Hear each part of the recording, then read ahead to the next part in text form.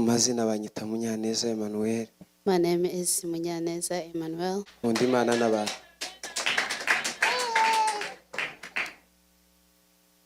Ndi umukristo. I am a Christian. Umuntu wese ava akagera tuye muri jewe kandi arakwiye. Tawe ngirana nawe kibazo muri isi. I don't have any issues with anybody. Ndashimira Imana yuko yangeneye ibihe nk'ibi ngibi ntaravuka. I thank God who has prepared this time before I was born. So, and I'm seated with my spiritual fathers. Ndashimira Imana yabateguye mwebwe mwese. Thank God who has prepared all of you kugira ngo tuzasangira Imana. So that we can all share the word about God. Muri isi turabashitsi n'abimukira. So on this earth we are traveling. Twongeye gushima Imana tugeneye umwanya. And we thank God who has given us this moment. Turavuga Imana umwanya muto. We talk about God in a few minutes. Ariko buri wese abe excited no kumva Imana ntanyu. But feel excited to hear about God. Iyo urebeye umuntu mu mubiri yambaye, when you look at a person in the flesh, ntago kumva ico Imana ishaka kuri wo. You cannot hear what God wants you to hear. Ariko iyo urebye ikiri kure y'umubiri we, but if you go beyond the flesh, harimo umusaruro w'ivy'Imana. There is a gain of God. Amen. Amen. Sifula itu yangu, adui zangu, niangukapo mimi, nitasimama tena.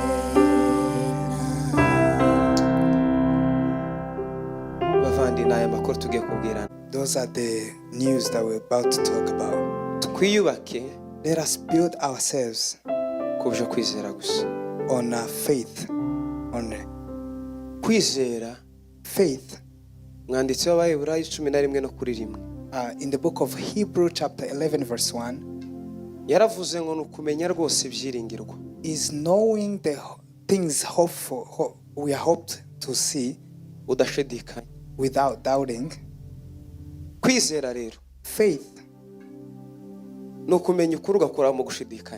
is to know the truth and you fight against doubting. Amen. Amen. It is very hard. The Bible says the one who doesn't have faith, it is impossible to please God. God is pleased in the one that has faith in Him. If you have lost faith in your life, you have lost the communion with God. So the friendship we have between God and us is believing in God. Relationship is prayer. And faith, it does not come by other words or news. In the book of Romans 10:11, so Paul said the faith comes by hearing, but hearing the word of God. Hallelujah. Hallelujah. We are about to finish. So the way of faith is to accept your flesh to die within you, and you receive the glory of God within you. I know this is bitter to you, but it is sweet in real life. The life of faith, it brings you out of the world of men, and you sit with God in heaven, and the flesh resides with the flesh, but the eternal life remains with God. Amen. Amen. Amen. So to build in faith is to have Christ within you. He said, I am the way, the truth, and the life. No one comes to the Father except I take him. The way that brings you to God is only Jesus Christ. And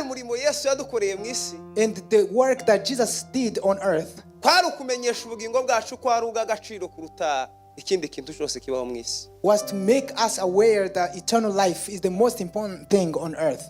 Agaciro k'ubuzima bwawe So the value of your life tangana n'iby'agaciro bikubamo. is compared to the value that is within you. Iyo utakaje Yesu kuko ari we w'agaciro kurusha ibindi bintu byose byo mu isi, If you lose Jesus because he's more valuable than anything on earth, uzuba umuntu w'imbura mu maro. Kwizerere Imana mu bumana bwayo. Bibiliya isivuga, so the Bible says, ikavuga ngo wa musore we, he said, you young man, wishimire usore bwawe so rejoice or have pleasure in your youth, kandi bukunezeze muri byose. and you may be pleasured in everything. Ariko But wibuke ko nyuma y'ibi ngibi, remember, after this pleasure, nyuma y'ibi, after this time, naratangaye cyane. I was marveled.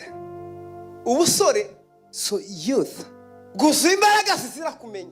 is full of strength with lacking of knowledge. Ubusaza So when you become old or old buzuye person, kumenya buzira imbaraga. they have knowledge but without strength. Abasore bari kwirukankira muri generation uko imyaka iza yihinduranya, So youth are after the time they are in, ariko abasaza ko barakora arrangement ibihe bigiye kuza. but those who are old, they are thinking of the time that is coming. Bafite ubumenyi bwo gushishoza, So they have this discernment, twe dufite imbaraga zo gukoresha mu butari byo gushishoza. but us, we have strength, but we have no discernment. Ariko usemo neza none, But if you choose by today, wogira ubwenge, wogira ubusore bufite ubushobozi n'ubumenyi.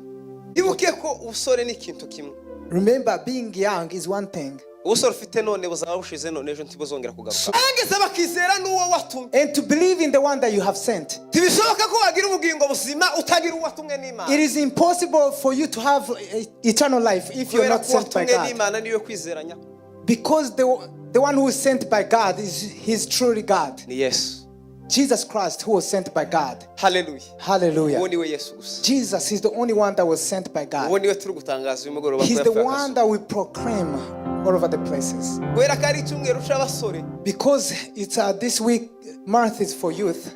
kwizerera Imana mu buzima butagaragara. Let us believe God in the invisible. Tuve kwizerera Imana mu makuru y'ababyeyi. Then believing God from the news we receive from our parents. Ababyeyi bafite ibihamya by'ibyo bizeye. So our parents have Nukurikira testimonies. kwizera ko abantu uzagendera mu kutamenya. If you follow their faith, you will walk in things that you don't know. Ariko niwizerera mu Mana, But if you believe in God, uzagira kumenya Imana. you will know God. The Bible says, Igiti cyiza the good tree, ntibishoboka ko cyakwera imbuto mbi, it is impossible to bear good kandi fruit. n'igiti kibi And a bad tree ntigishoboka kwera imbuto nziza. A bad tree cannot bear good fruits. Uko abantu bagufata niko wanditse, The way people take you is the way you're written. kandi aho wanditse uzaho wiyandikisha. And you know where that writing came from. Amen. Hallelujah. Bibiliya zivuga, The Bible says, murwanye uruhande niba bishoboka, so on your side, if it's possible, mubane n'abantu bose. live with all people peaceful. Uwizera Imana wenyine Whoever that believes in God, niwe uzi umumaro y'amahoro mu isi. he's the one that knows the value of peace Utagira on earth. Imana mu buzima bwe, The one who doesn't have ntazi Christ agaciro within him. k'amahoro mu bandi. He doesn't know the value of others. Rero kwizera Imana So to believe in God ni uguhinduka rwose, is to be transformed, truly wemeye transformed. guhara iby'agaciro byo mu isi, So, and to leave the things you used to value on earth. ukakira ku butunzi buruta ibyo mu isi, And to receive the riches that is more ni precious, ukubonana n'Imana. which is to have encounter with God. Amen. Amen. Ese ko turumva? Are we so to be built in faith is to have Christ within you. Yaravuze ngo nije nzira n'ukuri n'ubugingo, He said, I am the way, the truth, and the life. ntawe uzaja kwa data ntamujanye. No one comes to the Father except I take him. Inzira ijana umuntu ku Mana ni Yesu gusa, The way that brings you to God is only Jesus Christ. kandi umurimo Yesu yadukoreye mu isi And the work that Jesus did on earth kwari ukumenyesha ubugingo bwacu ko ari ubw'agaciro kuruta ikindi kintu cyose kibaho mu isi. was to make us aware that eternal life is the most important thing on earth. Agaciro k'ubuzima bwawe So the value of your life tangana n'iby'agaciro bikubamo. is compared to the value that is within you. yutakaje Yesu kuko ari we w'agaciro kurusha ibindi bintu byose byo mu isi, if you lose Jesus because he's more valuable than anything on earth, uzuba umuntu w'imbura mumaro mu bandi. so you become useless among men. Amen. Amen.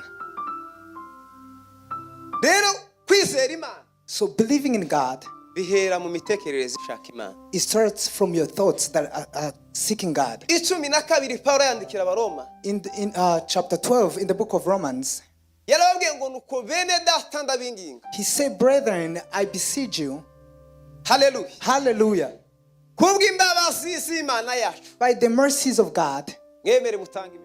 to accept and give your bodies. Icyambere, First, ibi bitambo bizima to byera. be a living sacrifice, holy, Ngo kandi abe ariko kwikorera kwanyu gukwiriye. which is your perfect service unto God. Gukorera Imana kwiza no kwemera gutanga wowe kugira ngo utakaze wowe. To truly serve God is to accept, to give yourself to God and to lose yourself. Amen. Hallelujah. Kandi ijambo ry'Imana rigeze mu mutima w'umuntu, When the word of God enters your heart, riza rimwemeza uko ari bitandukanye n'uko isi iri. it tells you who you are than what the word is. 3:16 Timoteyo wa 2 Timothy, 2 Timothy 3:16. yaranditse aravuga ngo ivyanditswe byera byose byahumetswe n'Imana, All the scriptures were inspired by God, ariko bisa bigira umumaro, but it has more value. bisa vyigisha umuntu, It teaches a human being. bikemeza umuntu ivy'ivyaha It bye, convinces you of your sins kugira ngo umuntu w'Imana abashitse so that you can be strong, afite ibimukwiriye byose, having all things that you need. kugira ibikwiriye mu buzima bw'umuntu To have all the necessity in your life no gutunga ubuzima mu buzima bwawe. is to have the life of Christ within your life. Iki jambo ry'Imana ryaziwe mu isi, The reason why the word of God came on earth, ntago ryaziwe kugira ngo ritwereke uko dutandukana n'abandi, it did not come to separate us from others, ryaziwe kugira ngo duhindure abadashoboka guhinduka ku bandi.